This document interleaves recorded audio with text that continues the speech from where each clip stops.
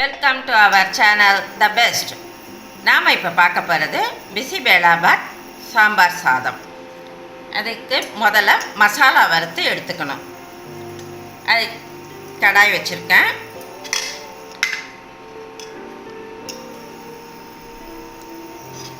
ரெண்டு spoon oil,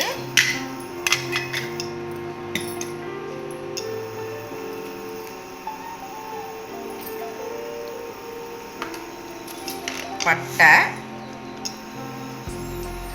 லவங்க 4,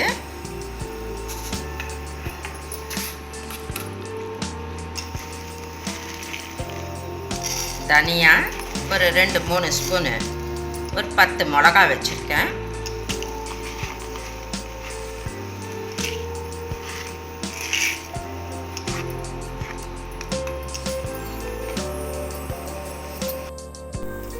வெந்தயம் சேர்த்துக்கலாம், மிளகு, சீரகம்,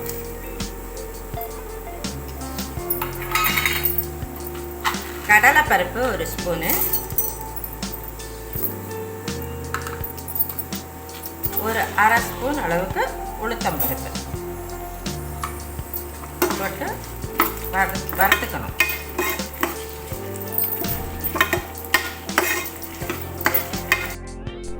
வறுப்படைச்சு துருவின தேங்காய் சேர்த்துக்கலாம். தேங்காய் வந்து சுவை.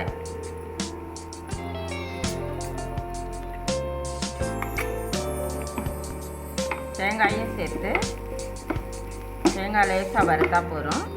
சேர்த்து மிக்சியில் நல்லா பொடிச்சு வச்சுக்கணும். வறுத்ததை மிக்சியில் சேர்த்தாச்சு.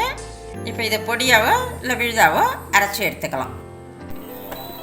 இப்போ அடுத்ததாக குக்கர் வச்சுருக்கேன்.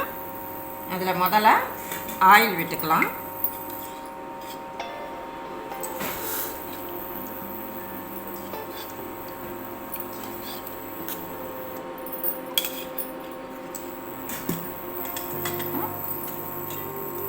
ஆயிலில் பச்சை மிளகாய், கருவேப்பிலை, சின்ன வெங்காயம் சேர்த்துக்கலாம்.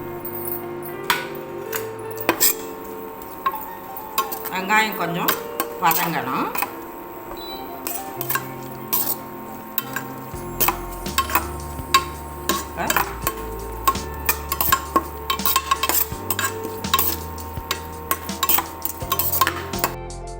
வெங்காயம் நல்லா வதங்கிருச்சு.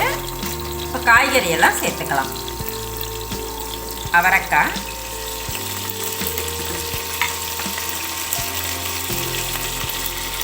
அவரை விதை, கேரட்டு, பூசணிக்காய், சேப்பங்கிழங்கு, குடமிளகாய்,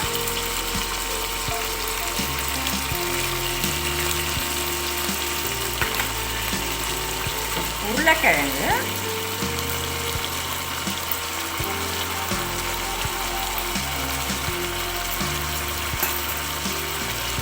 வள்ளிக்கிழங்கு,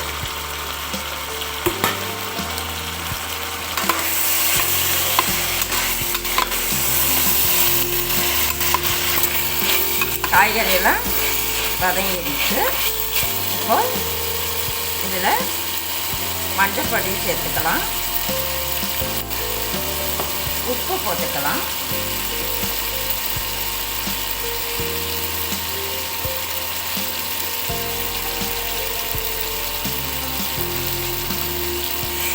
உப்பு தேவையான அளவு சேர்த்துக்கோங்க.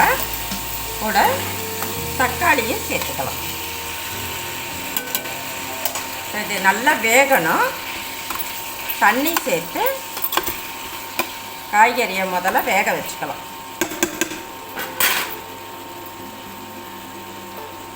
தண்ணி காய்கறி எவ்வளோ போடுறீங்களோ அதுக்கு தேவையான அளவு சேர்த்துக்குங்க.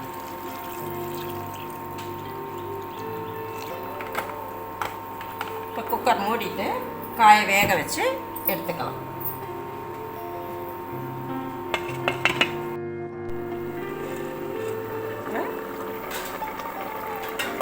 காய் நல்லா வெந்துடுச்சு.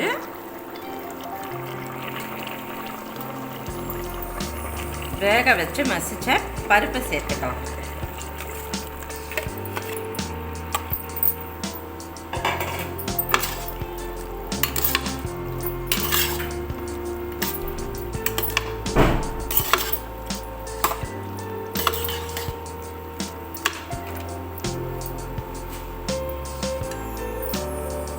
எலுமிச்சை அளவு புளி கரைச்சி வச்சுருக்கேன், அதையும் சேர்த்துக்கலாம்.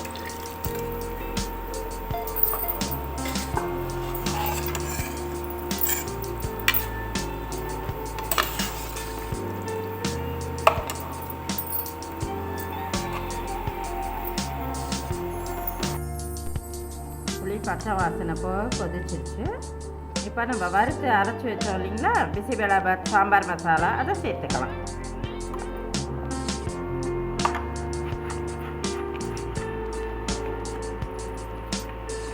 கொஞ்சம் பெருங்காயம் போட்டுக்கணும்.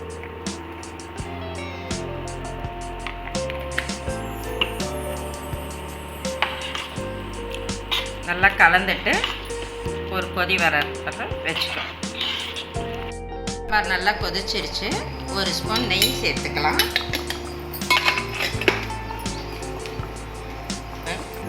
சாதம் வேக வச்சு மசிச்சு வச்சுருக்கேன், இதை கொட்டி அதில் கலந்துக்கலாம். பிசிபேளாபாத் சாம்பார் சாதம் ரெடி ஆயிடுச்சுங்க. சின்னதாக ஒரு தாளிப்பு கொடுத்துடலாம். தாளிக்கிறதுக்கு நெய் சேர்த்துக்கலாம்.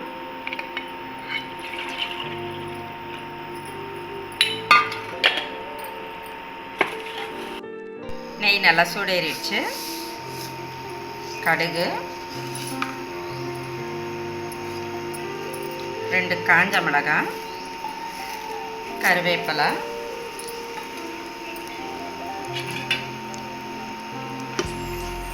கடுகு நல்லா பொரியட்டும்.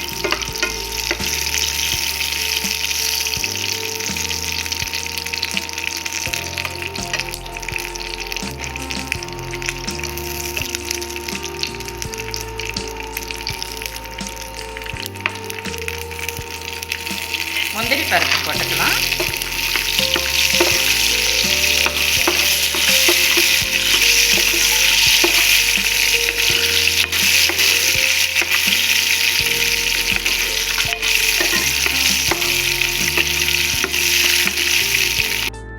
தாளிப்பு ரெடி ஆயிடுச்சு. அது சாம்பார் சாதத்தில் போட்டுக்கலாம்.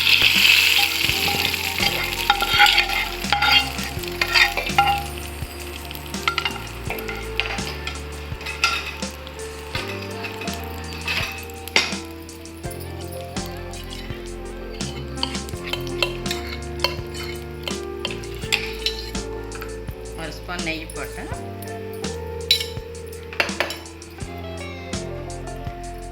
கொத்தமல்லி தூவி பரிமாறிக்கலாம். பிசிபேளாபாத் ரெடி ஆயிடுச்சு. நீங்களும் வீட்டில் ட்ரை பண்ணி பாருங்கள். கமெண்ட் பண்ணுங்கள், ஷேர் பண்ணுங்கள், சப்ஸ்கிரைப் பண்ணுங்கள். மறக்காமல் பெல் பட்டனை ப்ரெஸ் பண்ணுங்கள். அப்போ தான் நாங்கள் உங்களுக்கு அனுப்புகிற வீடியோ உடனே வந்து சேரும். தேங்க்யூ.